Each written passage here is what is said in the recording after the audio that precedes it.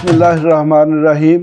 मैं व doctor GM Chaudhary और मैं तुहाडे सामने पंजाबी संगत हाज़र हाँ। यकीनन तुसी पंजाबी संगत नूं देख रहे हो और मैं उम्मीद करना कि तुसी इनू सबसक्राइब भी करोगे और बैल आइकॉन जिहड़ा उन्होंने ज़रूर दबाओगे ताकि तुहानू आउण वाले प्रोग्राम जिहड़े ने उन्हां दे अलर्ट मिलते रहन। जनाब अज बड़ी दिलचस्प गल है, वो गल ये वे कि साडे मुल्क दे विच एक बड़ा आईनी तरमीम का शोर सी गुज़श्ता तकरीबन 1.5 महीने तो, जिहड़ा कि अज ख़त्म हो गया और उसके नतीजे च जनाब आईनी तरमीम यानी कि 26वीं तरमीम जिहड़ी है वो मंजूर हो गई और आइन का हिस्सा बन चुकी है। इस तरमीम नूं मुमकिन बनाने वास्ते साडे जिहड़े मौजूदा चीफ जस्टिस ने जनाब काजी फाइज़ ईसा साहब ने बहुत अहम किरदार अदा किया या कुछ होर उन्हां दे साथी जजिस सन और उसके हवाले नाल एक बड़ा अहम फैसला दिता गया। चूँकि मौजूदा हुकूमत जिहड़ी है उहदे कोल कोई अक्सरीयत नहीं सी और उन्होंने अक्सरीयत सिर्फ इसे सूरत च बनाया जा सकता है या तो उन्होंने फिर इलैक्शन कमिशन नूं कह के जिहड़ियां मखसूस सीटां सन वो दवाइयां जांदियां ते या फिर दूसरा तरीका यह सी कि पार्लीमेंट दे विच लोटे बनाउण दी इजाज़त दे दित्ती जाए। इस तरह एक फैसला पहले होया सी जिहदे तहत कोई भी जिहड़ी सियासी जमात है उहदा अगर कोई MNA या सैनेटर या MPA अपनी जमात के खिलाफ अपने लीडर के खिलाफ उहदी मर्जी के खिलाफ वोट देंदा है तो उहदा वोट गिणिया नहीं सी जा सकता। अगर वो जजमेंट अज मौजूद होंदी तो ये जिहड़ी 26वीं आईनी तरमीम है ये मुमकिन नहीं सी हो सकती। तो इसका मतलब ये वे कि ये जितने फैसले सन ये वक्त दसेगा। काजी साहब को जस्ट अज समझो कि 22 तारीख हो चुकी है तो काजी साहब को जस्ट हुण 3 दिन बाकी ने। उन्हां 3 दिनों च उन्होंने की करना है, की कर सकते ने।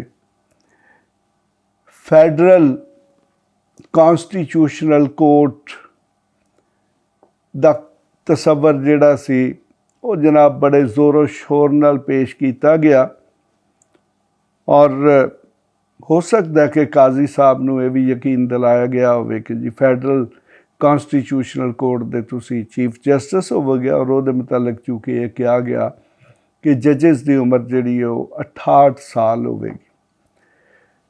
तो साडे मुल्क दे विच ते जनाब लोग चपड़ासी की नौकरी छड्डण नूं तैयार नहीं हुंदे।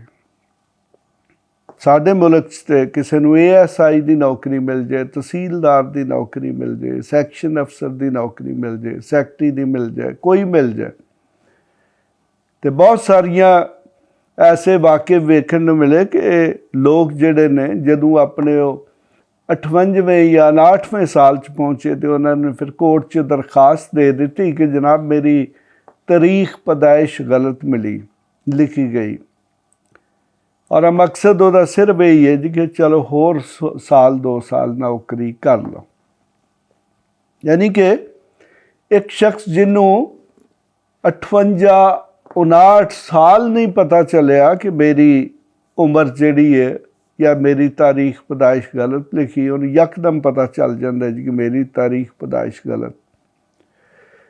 तो यकीनन काजी फाइज़ ईसा साहब भी एक इंसान ने, उन्हें लालच भी मौजूद है, उन्हें बाकी वो सारियां खूबियां और खामियां मौजूद ने जिहड़ियां कि किसी भी इंसान च पाईयां जा सकती। लालच भी है, ओहदे दा लालच सब तो वड्डा लालच है और इत्थे मैं देखा कि लोग ओहदियां दी खातर बड़े बड़े वड्डे समझौते कर लैंदे, बड़े बड़े वड्डे मुक मका कर लैंदे।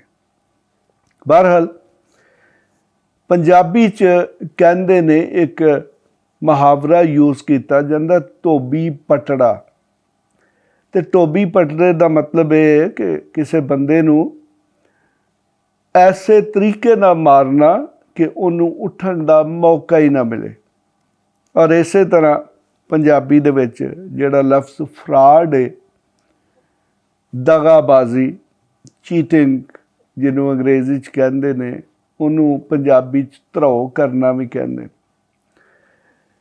ਤੇ ਮੇਰਾ ਤਾਂ ਖਿਆਲ ਹੈ ਕਿ ਕਾਜ਼ੀ ਸਾਹਿਬ ਨਾਲ ਧਰੋ ਹੋ ਗਿਆ। ਕਾਜ਼ੀ ਸਾਹਿਬ ਨੂੰ ਪਾਕਿਸਤਾਨ ਪੀਪਲਸ ਪਾਰਟੀ, ਬਿਲਾਵਲ ਨੇ ਔਰ ਮੀਆਂ ਸ਼ਹਬਾਜ਼ ਸ਼ਰੀਫ ਦੀ ਹਕੂਮਤ ਨੇ ख्वाब तो कुछ होर विखाए, लेकिन कीता उन्हां नाल कुछ होर। यकीनन 25 तरीक नूं जदों उन्हां दा रैफरेंस होएगा तो मैं कोशिश करांगा कि मैं उहदे च मौजूद होवां, ताकि मैं उन्हां दे तासुरात अपनियां अखां नाल देख सकां कि वो की महसूस कर रहे। तो यकीनन साडे पिछले साबका जिहड़े 3-4 चीफ जस्टिस ने, जिहड़े कि अपने आप नूं बड़े तगड़े चीफ जस्टिस समझते सन, बाद चो इस काबल नहीं रहे कि वो अवाम दे विच भी आ सकन। और जिथे भी वो किते अवाम नूं, ईवन वो पैरिस च मिल जान, वो बरतानिया च मिल जान, वो अमरीका च मिल जान, तो अगर कोई पाकिस्तानी उन्हां दे सामने आ जाए तो फिर उन्हां दे मुतलक उन्हां दे मूँह ते जो कुछ कहंदा है उन्हां दे उन्हां ही करतूतां दा नतीजा है जिहड़ा उन्हां अपनियां नौकरियां दे दौरान कीता, जदों अपने आप नूं इस मुल्क दे विच खुदा समझदे रहे। ते जनाब मौजूदा जिहड़े चीफ जस्टिस ने, इन्हां दा वकला दे नाल, वकीलां नाल जिहड़ा रवैया सी, वो ते बहुत सारे वकील उन्होंने नापसंद करते हैं। आए रोज़ वकीलों दी इन्हां नाल झड़पां होंदियां सन। ते बाकी उन्हां दा जिहड़ा लीगल लॉजिक या लीगल कानूनी इलम है, वो भी बहरहाल कोई बहुत बड़ा नहीं। पाकिस्तान दे विच चूँकि हाई कोर्ट्स दे और सुप्रीम कोर्ट दे जजिस को मैरिट ते मुकाबले की वजह तो, काबलीयत की वजह तो अपॉइंट नहीं होंदे, वो तो सिर्फ तलकात की वजह तो। कोई किसी का रिश्तेदार है, कोई किसी का दामाद है, कोई किसी का कुछ नहीं लगता तो वो चैंबर फैलो होंदा है, कोई किसी का फ्रंट मैन, कोई कुछ तो कोई कुछ। यानी कि मैरिट तो अलावा वो कुछ भी हो सकते। ये तलकात का पता बहुत बाद च पता चलता है, या सिर्फ उन्होंने लोगों को पता होंदा है जिहड़े उन्होंने जजिस के मुतलक कुछ ज़ाती तौर पर वाकफियत रखते हैं। उन्होंने कोई इलम होंदा है जी कि इहदा फलाने नाल की तलक है। अज भी सुप्रीम कोर्ट के कुछ जजिस, इस तरह हाई कोर्ट के कुछ जजिस जिहड़े ने, उन्होंने मुतलक ये कहा जाता है जी कि किहड़े साबका जज का कोई दमाद है, कोई भांजा है, कोई भतीजा है, कोई इस तरह मजीद इस तरह के तालुकदारी। क्योंकि साडे मुल्क च हाई कोर्ट और सुप्रीम कोर्ट के जजिस बहुत सारिया सहूलतां जिहड़ियां ने, पर्क्स एंड प्रिविलेजेस और मौजां लगियां और प्रोटोकोल और पता नहीं की दा की, ते अगर वो करप्ट होण ते फिर तो लुट मचा देंगे। ताकत भी, यानी कि कोई उन्हां नाल नहीं देखता। अगर उन्हां कोई फ्रॉड कीता है, किसी की डिग्री जाली है, किसी ने किसी किस्म का भी कोई जुर्म किया, लेकिन वो जज बन गया, तो फिर वो कहते हैं जी कि हुण इहदे खिलाफ कुछ नहीं हो सकता। हालांकि ये कतई तौर पर गलत है, कतई तौर पर इंसाफ के तकाज़ियां के मुताबिक नहीं। बहरहाल जो कुछ भी है,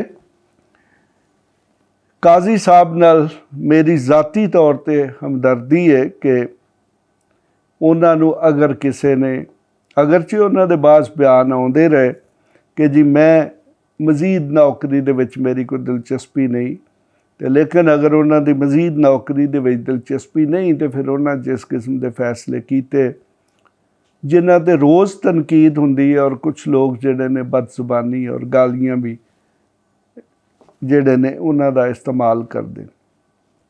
ਤੇ ਮਜ਼ੀਦ ਕਾਇਦ ਸਾਹਿਬ ਜਿਸ ਦਿਨ ਰਿਟਾਇਰ ਹੋ ਜਾਣਗੇ ਤੇ ਫਿਰ ਉਹਨਾਂ ਨੂੰ ਪਤਾ ਚੱਲੇਗਾ ਕਿ ਪਾਕਿਸਤਾਨ ਕਿਸ ਤਰ੍ਹਾਂ ਦਾ ਮੁਲਕ ਹੈ ਜਾਂ ਉਹ ਕਿਸ ਕਿਸਮ ਦਾ ਮੁਲਕ ਛੱਡ ਕੇ ਜਾ ਰਹੇ ਨੇ। ਔਰ ਯਕੀਨਨ ਜੈਸਾ ਕਿ ਉਹਨਾਂ ਦੇ ਮੁਤਲਕ ਕਿਹਾ ਜਾਂਦਾ ਹੈ ਜੀ ਕਿ ਉਹਨਾਂ ਦੀਆਂ ਸ਼ਾਇਦ ਕੁਝ ਦੂਸਰੇ ਮੁਲਕਾਂ 'ਚ ਵੀ ਜਾਇਦਾਦਾਂ ਨੇ ਤੇ ਯਕੀਨਨ ਉਹਨਾਂ ਮੁਲਕਾਂ 'ਚ ਵੀ ਪਾਕਿਸਤਾਨੀ ਮੌਜੂਦ ਨੇ।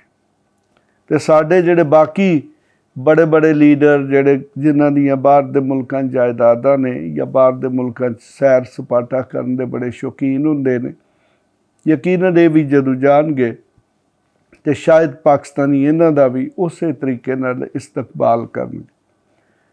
ਇਹ ਤੈਅਸ਼ੁਦਾ ਗੱਲ ਹੈ ਕਿ ਜਿਹੜਾ ਬੰਦਾ ਆਵਾਮ ਦੀ ਬਿਹਤਰੀ ਵਾਸਤੇ ਕੁਝ ਨਹੀਂ ਕਰਦਾ ਤੇ ਆਵਾਮ ਵੀ ਫਿਰ ਉਹਦਾ ਇਸਤਕਬਾਲ ਉਸੇ ਤਰੀਕੇ ਨਾਲ ਕਰਦੇ।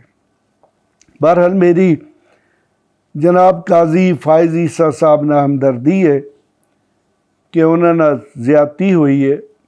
ਹੋ ਸਕਦਾ ਕਿ ਉਹਨਾਂ ਦੀ ਇਹ ਉਮੀਦ ਹੋਵੇ ਕਿ ਮੈਂ ਫੈਡਰਲ ਕੌਂਸਟੀਟਿਊਸ਼ਨਲ ਕੋਰਟ ਦਾ ਚੀਫ ਜਸਟਿਸ ਬਣਾਂਗਾ, 3 ਸਾਲ ਮੇਰੇ ਕੋਲ ਸਾਰੇ ਇਖਤਿਆਰਾਤ ਆ ਜਾਣਗੇ, ਸੁਪਰੀਮ ਕੋਰਟ ਦੇ ਕੋਲ ਕੁਝ ਨਹੀਂ ਹੋਏਗਾ ਔਰ ਫਿਰ ਮੈਂ ਆਪਣੀ ਮਰਜ਼ੀ ਨਾਲ ਮਜ਼ੀਦ ਜ਼ਿੰਦਗੀ ਦੇ 3 ਸਾਲ ਐਸ਼ੋ ਇਸ਼ਰਤ ਕਰ ਲਵਾਂਗਾ ਪਾਕਿਸਤਾਨ ਦੇ ਗਰੀਬ ਆਵਾਮ ਦੇ ਟੈਕਸਾਂ ਦੇ ਪੈਸਿਆਂ ਦੇ।